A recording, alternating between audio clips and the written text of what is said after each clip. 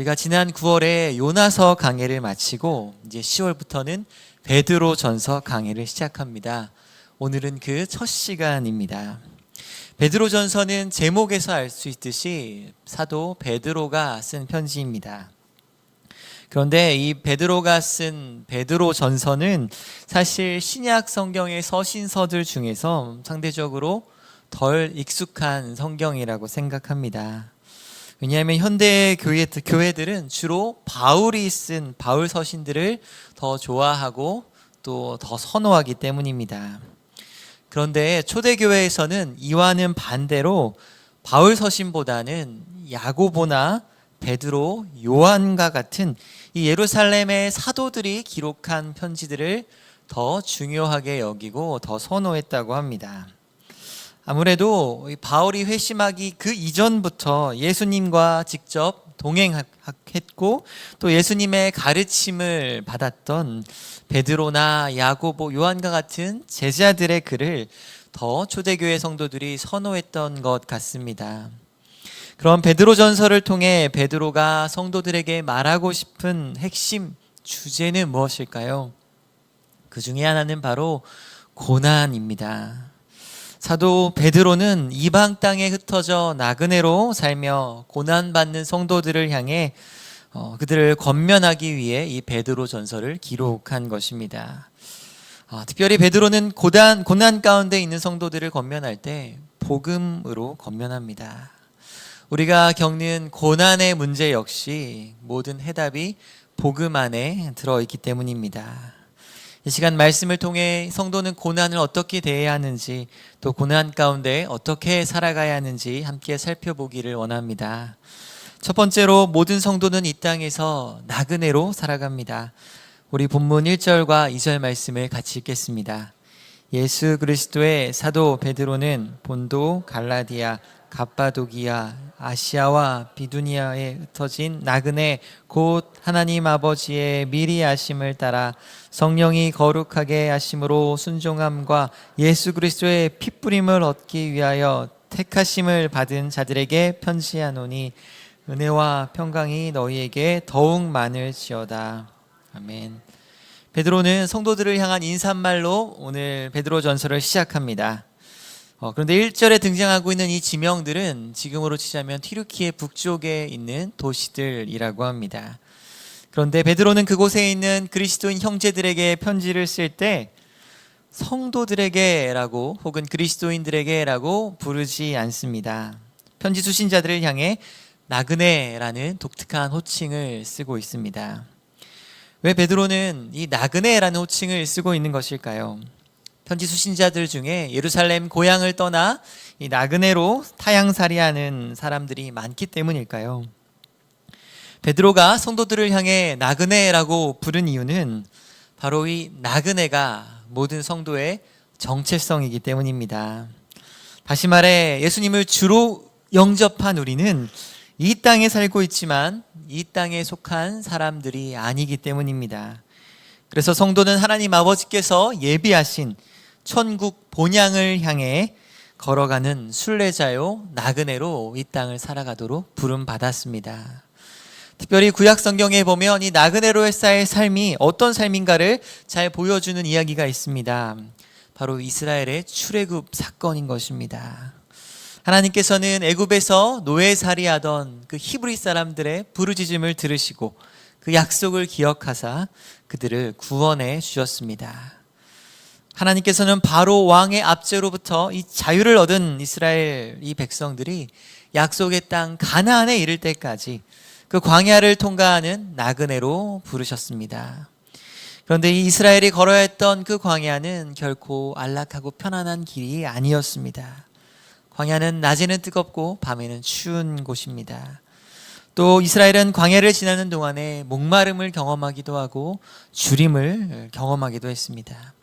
또 자신들을 공격해오는 아말렉과의 전쟁을 치를 때도 있었습니다. 모세가 손을 들고 기도하면 전쟁에서 이기지만 팔이 피곤하여 내려가면 전쟁에서 밀리게 되는 그런 치열한 전쟁을 경험하기도 했습니다. 그래서 이 광야를 걷는 나그네의 길은 결코 평안한 길이 아닙니다. 한 걸음 한 걸음 인도자 되시는 하나님만을 의지하며 그 가나안이라는 약속의 땅에 이르러야 하는 그런 여정인 것입니다. 사랑하는 제2가족 여러분, 이것은 우리의 신앙의 여정도 동일합니다. 하나님께서는 우리를 구원하셔서 약속의 땅이요 본향인 천국을 향해 나아가는 나그네로 부르셨기 때문입니다. 그런데 본향에 이르기까지 우리가 걸어가야 될 그 길은 바로 광야의 길입니다. 그 길은 생명으로 인도하는 문이기에 좁고 협착하며 찾는 이가 적은 길입니다. 그러므로 우리가 이 땅에서 그 영광스러운 천국을 향해 나아갈 때 우리가 겪는 고난은 반드시 따라오게 되어 있습니다. 우리는 이 땅에서 나그네로 살면서 이 땅의 풍습과 가치를 따라 살아가는 자들이 아니기 때문입니다. 성도는 이 땅에서 하늘나라의 시민으로서 하나님 나라의 통치를 받으며 살아가기에 이 세상의 가치와 충돌할 수밖에 없습니다. 그러므로 우리가 이 땅에서 나그네로 살아가면서 고난을 경험한다면 당황하지 마시기 바랍니다. 왜 나에게 이런 고난이 찾아오냐고 원망하지 않으셨으면 좋겠습니다. 나그네 된 성도가 예수님을 따라 십자가를 지고 갈 때 겪는 고난은 당연한 고난이며 더 나아가 영광스러운 고난이기 때문입니다. 선한목자교회를 담당하셨던 유기성 목사님이 새롭게 하소서에 나와서 간증을 하신 것을 들은 적이 있습니다. 간증 가운데 목사님께서 이런 말씀을 해주셨습니다. 많은 분들이 유기성 목사님을 향해 참 목회를 잘하십니다 이렇게 칭찬을 한다는 것입니다. 그런데 솔직히 목사님은 이 말이 잘 안 믿어졌다고 합니다. 자신이 목회를 잘할 리가 없다고 생각하셨다고 합니다. 그런데 자꾸 사람들이 그런 이야기를 하니까 왜 사람들이 이런 이야기를 하는 거지 하고 곰곰이 생각해 보셨다고 합니다. 그리고 나서 불현듯 떠오른 것은 유기성 목사님 어릴 때의 기억이었다고 합니다. 유기성 목사님의 아버지는 목사님이셨습니다. 그래서 유기성 목사님은 어릴 때부터 목사님의 아들로 자라면서 이 목회를 하신 아버님이 워낙 목회를 힘들게 하시는 것을 보고 자랐다고 합니다. 그래서 목사가 되는 길은 저렇게 힘든 길이구나. 사람들이 막 소리를 지르기도 하고 어떤 경우에는 앞뒤 말도 바꿔가면서 사람을 곤경에 빠뜨리기도 하는 그런 길이 목회의 길이구나라고 생각을 하면서 목사가 되셨다고 합니다. 그래서 유기성 목사님이 이 목회를 하시면서 그 어릴 때 봤던 그런 비슷한 분들을 마주하게 되면은 힘든 것이 아니라 반가운 느낌까지 들 정도였다고 합니다. 왜냐하면 목사의 아들로서 어릴 때 보았던 그 권사님, 어릴 때 그렇게 힘들게 했던 그 장로님이 전혀 다른 모습을 하고 이렇게 다시 나타난 것과 같은 그런 느낌을 받으셨다고 합니다. 그래서 목사님의 마음 가운데 이런 거였어. 그래서 내가 이렇게 힘들었었지 하는 그런 생각에 오히려 반갑다는 생각, 당연하다는 생각이 드셨다는 것입니다. 그런데 유기성 목사님은 오히려 목회를 하면서 편안할 때, 대접받을 때, 누가 뭘 잘 해주겠다고 할 때 오히려 두려운 마음이 드셨다고 합니다. 이건 아니었는데 이렇게 되는 건 아니잖아 하면서 너무 조심이 된다는 것입니다. 그러니까 유기성 목사님에게는 목회가 잘 될 때는 두렵고 조심스럽고, 그리고 목회가 아주 힘들 때는 당연하게 여겨졌던 것입니다. 그래서 사람들이 이런 유기성 목사님의 모습을 보고 목사님 참 목회를 잘한다고 말한다는 것 같이 생각됐다는 간증이셨습니다. 이것은 우리도 마찬가지인 것 같습니다. 인생을 살다가 어려움이 찾아옵니다. 그때마다 하나님 나에게 왜 이러십니까? 이렇게 하는 것이 아니라 그래 이런 거지, 나그네 인생이, 내가 걷는 광야의 길이 이런 거지 하면서 고난 앞에 고난을 반기실 수 있는 그런 담대함과 초연함을 가지시기를 축원드립니다. 다 같이 본문 3절과 4절 말씀을 같이 읽겠습니다. 우리 주 예수 그리스도의 아버지 하나님을 찬송하리로다. 그의 많으신 긍휼대로 예수 그리스도를 죽은 자 가운데서 부활하게 하심으로 말미암아 우리를 거듭나게 하사 산 소망이 있게 하시며 썩지 않고 더럽지 않고 쇠하지 아니하는 유업을 있게 하시나니 곧 너희를 위하여 하늘에 간직하신 것이라. 아멘.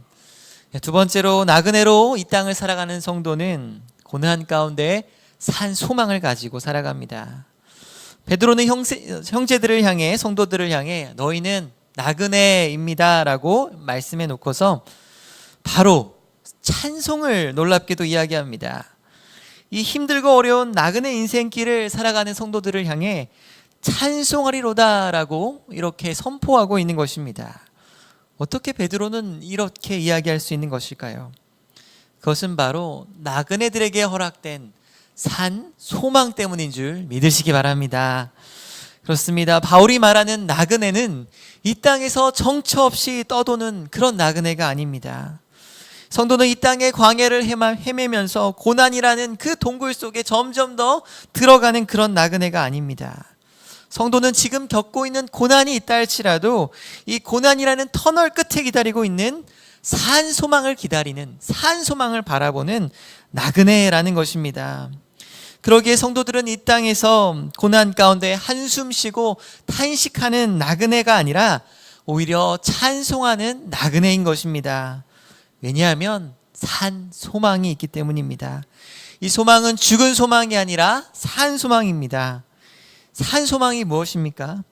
산 소망이라는 것은 나의 능력과 상관없이 반드시 이루어질 수밖에 없고 이루어지고 있으며 또 이루어지고 나서는 일시적이지 않고 영원히 지속되는 확실한 소망입니다.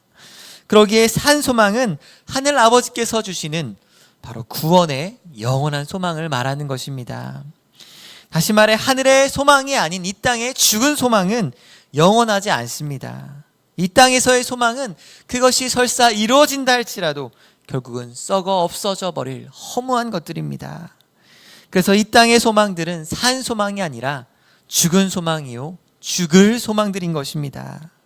이 땅의 소망들은 아무리 간절히 바라고 원해도 그렇게 안 될 수도 있고 또 된다 하더라도 영원히 지속되지 않는 그런 시간이 지나면 시들해지고 죽고 마는 소망들인 것입니다. 그러나 반대로 하나님 아버지께서 우리에게 주신 산 소망은 좌절되거나 실패함이 없이 성도에게 반드시 이루어지는 영원한 소망인 것입니다. 하나님께서 주시는 산 소망은 바로 하나님께서 택하신 성도들에게 주신 소망이기 때문입니다. 우리 다 같이 2절 말씀 또 같이 읽겠습니다. 곧 하나님 아버지의 미리 아심을 따라 성령이 거룩하게 하심으로 순종함과 예수 그리스도의 피 뿌림을 얻기 위하여 택하심을 받은 성자들에게 편지하노니 은혜와 평강이 너희에게 더욱 많을지어다. 아멘. 베드로는 1절에 성도들을 향해 너희는 나그네다 라고 말한 후에 곧바로 2절에 너희는 그냥 나그네가 아니야, 너희는 택하심을 받은 나그네야 라고 말하는 것을 볼 수 있습니다. 먼저 이들은 하나님 아버지의 미리 아심을 따라 택하심을 받았습니다. 미리 아심이라는 것은 나의 공로가 개입되기 전에, 내가 이 땅에 태어나기도 전에 성부 하나님의 기쁘신 뜻 가운데 계획되고 예정되었다는 말입니다. 그리고 성자 예수님께서는 이런 하나님 아버지의 뜻과 계획을 역사 가운데 십자가에 순종하심으로 성취하셨습니다. 그리고 이 모든 구원의 은혜는 우리 한 사람 한 사람에게 성령 하나님께서 거룩하게 하신 결과인 것입니다. 그래서 이 땅에서 순례자로 살아가는 이 성도는 겉으로 보기에는 고난 중에 있는 불쌍한 나그네로만 보입니다. 하지만 사실은 특별한 나그네요, 복되고 거룩한 나그네인 줄 믿으시기 바랍니다. 삼위 하나님께서 우리에게 산 소망을 주시면서 이 나그네의 순례길을 불기둥과 구름기둥으로 우리를 앞뒤로 둘러싸고 계시기 때문입니다. 그래서 성도는 고난 가운데서도 하나님 주시는 산 소망으로 인하여 찬송하며 이 땅을 살아갈 수 있는 것입니다. 베드로는 4절과 5절 말씀에 이 산 소망에 대해 좀 더 구체적으로 이야기하고 있습니다. 이 산 소망은 썩지 않습니다. 더럽지 않고 쇠하지 아니하는 유업을 있게 하십니다. 하나님 주신 소망이 썩지 않고 쇠하지 않는 이유는 이 소망이 하늘에 간직되어 있기 때문입니다. 또 이 산소망에 중요한 특징이 있습니다. 바로 장차 주어질 미래지향적 소망이라는 것을 이야기합니다. 그래서 5절의 말씀에 보면 이 산소망은 말세에 나타나기로 예비하신 구원이다 라고 말씀합니다. 다시 말해 이 소망은, 이 구원은 우리가 지금도 받고 있지만 장차 완성될 구원인 것입니다. 그래서 우리의 구원이 완성될 그날에는 하나님과 얼굴과 얼굴을 마주하여 보게 될 것입니다. 죄와 모든 더러움과 육신의 연약함에서 해방되어서 부활의 몸에 이르게 될 것입니다. 그러기에 지금과는 차원이 다른 정말 영광스러운 안식을 누리며 기쁨을 누리게 될 것입니다. 그러므로 나그네는 이러한 복음 안에서 산소망을 바라보며 이 땅의 고난 가운데서도 찬송하며 이 길을 걸어갈 수 있는 것입니다. 집에서 아이들을 키우다 보니까 여러 작은 시행착오들을 거치게 됩니다. 그러면서 작은 또 지혜들이 생겨나는 것 같습니다. 그래서 아이들조차도 나름대로 고난이 있습니다. 가장 큰 고난은 공부의 고난인 것 같습니다. 그럴 때 아이들에게 힘을 줄 수 있는 방법은 아이들에게도 역시 소망에 있다는 것을 좀 발견하게 되었습니다. 그래서 아이가 힘들어할 때 부모는 아이들에게 힘을 주기 위해 이렇게 말할 수 있을 것입니다. 공부하느라 힘들지? 오늘 이 숙제만 다 하면 아빠가 나가서 탕후루 하나 사줄게. 그리고 지금 있는 이 문제집 두껍지만 다 풀면은 아빠가 다음 주에 서울랜드 데려가 줄게. 이렇게 이야기하면 아이는요 힘을 얻습니다. 지금은 공부하는 게 좀 힘들지만 내가 이것만 잠깐 견디면 마침내 서울랜드에 갈 수 있겠구나라는 믿음과 소망으로 이 현실을, 지금을 견딜 수 있는 힘을 얻는 것입니다. 그런데 우리가 아이에게 힘을 주고자 할 때 정말 좋지 않은 예가 있습니다. 그것은 소망을 주는 것이 아니라 당위성과 감사를 강요하는 것입니다.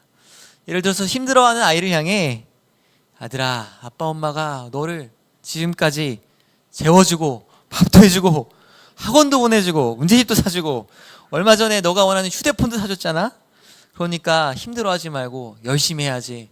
불평하는 게 어딨어? 나도 힘들어. 이렇게 얘기한다면 아이 입장에서는 별로 힘이 되지 않을 것입니다. 부모의 말이 다 틀린 말은 아니지만 부모의 말이 격려가 아니라 잔소리가 됩니다.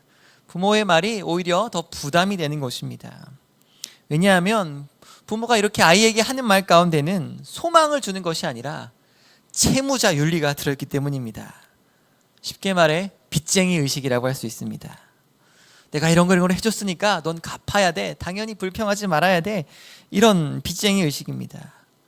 그런데요, 이 누구도 빚쟁이를 만나는 것을 좋아하지 않습니다. 그 사람에게 진 빚 때문에 그 사람을 만나면 그 빚을 갚아야 된다는 의무감이 떠오르기 때문입니다. 이것은 우리의 신앙생활도 마찬가지인 것 같습니다. 만약 하나님께서 빚쟁이처럼 여겨진다면 우리는 신앙생활이 즐겁지 않을 것입니다. 하나님께서 우리를 향해 누구누구야, 내가 너를 위해 해준 게 얼만데 넌 그것밖에 못하니? 너가 은혜를 아는 사람이라면 마땅히 감사하는 마음으로 나에게 이 정도는 순종해야 하지 않겠니? 이렇게 말씀하신다면 그 말씀이 틀린 말은 아니지만 사실 신앙생활 자체가 굉장히 부담스러워질 것입니다. 굉장히 죄책감과 어떤 그런 죄스러운 마음이 들 것입니다. 순종하는 것이 기쁨이 아니라 의무와 짐이 될 것입니다. 그러므로 인생의 이 고된 나그네 인생 가운데서도 우리를 움직이는 원동력은 어떤 과거의 감사가 아니라 미래의 소망에서 나옵니다. 하나님께서 주시는 산 소망을 바라볼 때 우리의 입에서 찬송이 나오고 또 우리의 두 다리에서 힘이 생기는 것입니다. 히브리서 12장 2절 말씀에 보면 믿음의 주요 또 온전케 하시는 이인 예수를 바라보자. 그는 그 앞에 있는 기쁨을 위하여 십자가를 참으셨느니라 라고 말씀합니다. 예수님께서도 십자가를 참으실 수 있었던 그 힘은 그 앞에 있는 기쁨을 바라보며 소망하셨기 때문입니다. 히브리서 11장 24절에 믿음으로 모세는 바로의 공주의 아들이라 칭함받기를 거절하고 도리어 하나님의 백성과 함께 고난받기를 잠시 죄악의 낙을 누리는 것보다 더 좋아했다라고 말씀합니다. 왜 그렇습니까? 바로 이어지는 히브리서 11장 26절 말씀에 보면 그리스도를 위하여 받는 수모를 애굽의 모든 보화보다 더 큰 재물로 여겼으니 이는 상 주심을 바라봄이라 라고 말씀합니다. 이 모세가 모든 수모를 감수하고 견딜 수 있었던 것은 바로 상 주심을 바라보고 소망했기 때문입니다. 그러므로 우리가 이 나그네 길을 걸어갈 수 있는 힘은 바로 하늘의 산 소망에 있다는 것, 상 주심에 있다는 것을 기억하시며 바라보시기를 축원드립니다. 아멘. 우리 세 번째로 하나님께서는 나그네 된 우리를 보호하십니다. 우리 본문 5절과 6절 말씀 같이 읽겠습니다. 너희는 말세에 나타내기로 예비하신 구원을 얻기 위하여 믿음으로 말미암아 하나님의 능력으로 보호하심을 받았느니라. 그러므로 너희가 이제 여러 가지 시험으로 말미암아 잠깐 근심하게 되지 않을 수 없으나 오히려 크게 기뻐하는도다. 아멘. 말씀해 보면 우리에게 예비하신 구원을 얻게 하기 위하여 하나님의 능력으로 보호하심을 받는다라고 말씀합니다. 하나님께서는 우리가 나그네 길을 걸어갈 때 불꽃 같은 눈동자와 전능하신 손으로 우리를 털끝 하나도 상하지 않게 보호해 주시기 때문입니다. 그런데 하나님의 보호하심을 선포하는 이 5절 말씀 바로 다음에 이어지는 말씀이 좀 이상합니다. 그러므로 너희가 이제 여러 가지 시험으로 말미암아 근심하게 될 것이다 하는 것입니다. 아니 하나님께서 보호하신다고 해놓고선 바로 이어서 여러 가지 시험을 당한다고 이렇게 말씀합니다. 하나님께서 보호하신다면 마땅히 여러 가지 시험을 당하지 않는 게 어쩌면 이게 논리적으로 맞아 보이는데 하나님이 보호하시는데도 여러 가지 시험을 당한다. 이게 좀 이상해 보입니다. 그래서 우리는 이 말씀을 이렇게 이해하고자 합니다. 우리가 이 땅에서 당하는 고난과 시험의 의미를 다 알 수는 없지만 때때로 하나님께서는 우리가 시험 당함을 통해 우리를 보호하신다는 사실입니다. 다시요. 하나님은 우리가 당하는 여러 시험들을 통해 우리를 보호하십니다. 시험을 사용하셔서 우리를 보호하신다는 것입니다. 그렇습니다. 출애굽 사건을 보면 하나님께서는 이 여러 가지 시험을 통해 나그네 된 이스라엘을 보호하여 주셨습니다. 신명기 8장 3절 말씀입니다. 너를 낮추시며 너를 줄이게 하시며 또 너도 알지 못하며 내 조상들도 알지 못했던 만나를 내게 먹이신 것은 사람이 떡으로만 사는 것이 아니요 여호와의 입에서 나오는 모든 말씀으로 사는 줄을 내가 알게 하려 하심이라. 아멘. 하나님께서는 이 광야에서 이스라엘을 낮추셨습니다. 줄이게 하시는 시험을 허락하셨습니다. 그것은 하나님의 능력이 모자라서가 아니었습니다. 이스라엘을 미워해서거나 벌 주기 위해서가 아니었습니다. 하나님께서는 이스라엘이 낮아지게 하시고 줄이게 하신 시험을 통해서 사람이 떡으로만 사는 것이 아니라 여호와의 입에서 나오는 모든 말씀을 통해 사는 줄을 알게 하신 것입니다. 다시 말해 낮아지고 줄이는 그 시험을 통해 이스라엘이 하나님의 인도함을 따라 순례의 길을 걸어갈 수 있도록 보호하신 것입니다. 하나님께서는 이 여러 가지 시험을 통해 순례자의 소망이 흐려지지 않고 더 분명해질 수 있도록 보호하여 주신 것입니다. 왜냐하면 우리는 이 여러 시험이 없으면 하늘의 소망을 바라보기보다 이 땅에 안주하며 더 잘 먹고 더 잘 살고 더 성공하는 그 죽은 마음에 자꾸 소망을 두려는 그 죄된 본성이 있기 때문입니다. 하나님께서는 우리의 이런 연약함과 부패함을 아시고 하나님의 능력 가운데 시험을 허락하심으로 우리를 보호하시는 것입니다.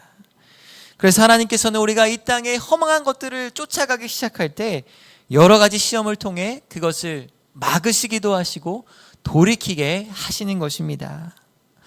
무엇보다 6절 말씀에 따르면 우리에게 허락된 시험들은요 잠깐 근심하게 할 뿐입니다.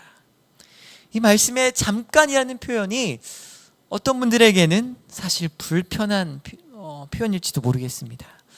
아니 나는 어떤 문제로 인해 몇 년 아니 몇십 년 평생을 고난받아 왔는데 어떻게 이게 잠깐 겪는 고통일 수 있습니까? 하는 생각 때문입니다. 그러나 우리가 이 영원이라는 시간의 관점에서 본다면 정말 이 세상의 80년, 100년의 시간은 정말 잠깐일 수 있다는 것입니다. 예를 들어 밤에 자다가 악몽을 꾼다고 가정해 보겠습니다. 그럼 그 꿈을 꾸는 동안에는 정말 고통스럽고 또 두려울 것입니다. 그런데 그 꿈에서 깨면 어떻게 됩니까? 아무리 꿈속에서 고통스러워도 다 꿈이었구나 하고 그냥 지나가며 안도하게 됩니다. 무엇보다 그 고통스러운 일들이 내 삶에서 실제로 일어나지 않은 꿈이었기 때문에 오히려 기뻐할 것입니다. 이것은 천국 소망도 마찬가지입니다. 우리가 천국에서 우리를 위해 예비된 구원을 받아 영원한 삶을 누리게 될 때는 이 땅에서의 그 고난들이 마치 잠시 지나가는 꿈과 같을 것입니다. 이 땅에서의 모든 고난과 고통들이 마치 실제로 나에게 일어나지 않은 듯이 천국에서는 완전하게 회복될 것이기 때문입니다. 그래서 우리는 이 땅에서의 시험으로 인해 잠시 근심할 뿐입니다. 궁극적으로는 천국에서 오히려 크게 기뻐하게 될 것입니다. 7절 말씀해 보면 시험을 통과한 우리의 믿음의 확실함이 그 칭찬과 영광과 존귀를 얻게 할 것이기 때문입니다. 마지막으로 이 땅에서 나그네의 삶을 살아가는 사람은 하나님을 사랑하며 살아갑니다. 우리 8절과 9절 말씀 같이 읽겠습니다. 예수를 너희가 보지 못하였으나 사랑하는도다. 이제도 보지 못하나 믿고 말할 수 없는 영광스러운 즐거움으로 기뻐하니 믿음의 결국 곧 영혼의 구원을 받음이라. 아멘. 베드로는 편지의 수신자인 이 나그네들 성도들을 향해 그들이 어떻게 이 나그네의 순례길을 살아가고 있는지를 묘사합니다. 그 길은 바로 사랑이었습니다. 이들은 베드로처럼 실제로 예수님을 두 눈으로 보지 못한 사람들이었습니다. 그러나 이들은 예수님을 사랑하는 사람들이었습니다. 예수님을 보지 못하나 예수를 믿고 기뻐하는 사람들이었습니다. 그 기쁨은 말로 표현할 수 없는 영광스러운 즐거움이었다고 이야기합니다. 그렇습니다. 예수를 영접한 사람들에게 나타난 기적 중의 기적은 바로 하나님을 사랑하게 되는 것입니다. 원래 우리의 마음은 부패하여 하나님 두기를 싫어하는 것이 인간의 본성입니다. 그런데 놀랍게도 예수를 주로 영접한 사람은 하나님을 사랑하게 됩니다. 예수를 눈으로 보지 못하나 예수를 사랑하고 말할 수 없는 즐거움으로 기뻐하게 됩니다. 왜냐하면 하나님께서 예수님을 통해 성령을 통해 우리에게 산 소망을 주셨기 때문입니다. 이 영혼의 구원이라는 하늘의 유업을 허락하신 것이 감사하고 영광스럽고 그것에 대한 기대가 너무 기뻐서 하나님을 사랑하게 되는 것입니다. 그래서 이 땅에서 고난을 겪는 가운데 그 나그네 길을 기쁨으로 살아가는 비결은 바로 하나님을 사랑하는 것입니다. 다시 말해 우리가 하나님을 사랑하며 살아갈 때 우리를 더 큰 사랑으로 사랑하시는 그 하나님의 사랑으로 말미암아 우리는 시험을 넉넉히 이길 힘을 얻는 줄 믿습니다. 성경에 보면 야곱은 험악한 인생을 살았습니다.